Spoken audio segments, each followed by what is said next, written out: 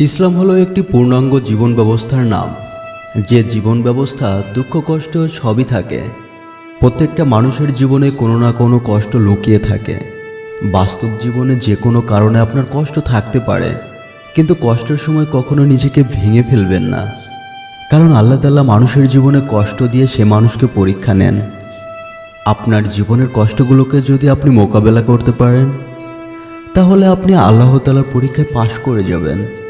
মানব জীবনে আল্লাহ তাআলা তার প্রত্যেক বান্দাদের পরীক্ষা নেওয়ার জন্য জীবনে দুঃখ কষ্ট দেন। আল্লাহ তাআলার এই কষ্টের পরীক্ষায় যে ঈমান শক্ত রাখতে পারে, সেই ব্যক্তি আল্লাহ তাআলার পরীক্ষায় উত্তীর্ণ হন। শ্রেষ্ঠ মানুষ হলো সে, যার অন্তর পরিচ্ছন্ন ও মুখ সত্যবাদী। সত্যবাদীরা সুকর্মের পথ দেখায়, আর সুকর্ম বেহেশতের পথ দেখায়। প্রতি রাতে শেষ তৃতীয় অংশে প্রথম আসমানে এসে আল্লাহ বলেন, কে আমাকে ডাকে? আমি সাড়া দিব, যা চাইবে তাই দিব। একাকী হয়ে যাওয়া মানে তুমি খারাপ সঙ্গ ত্যাগ করেছ। মুমিনদের হিসাব হবে মুখোমুখি। যার হিসাব পুঙ্খানুপুঙ্খভাবে যাচাই করা হবে, সে ধ্বংস হবে। ওই দিন মানুষের মুখ বন্ধ করে দেওয়া হবে।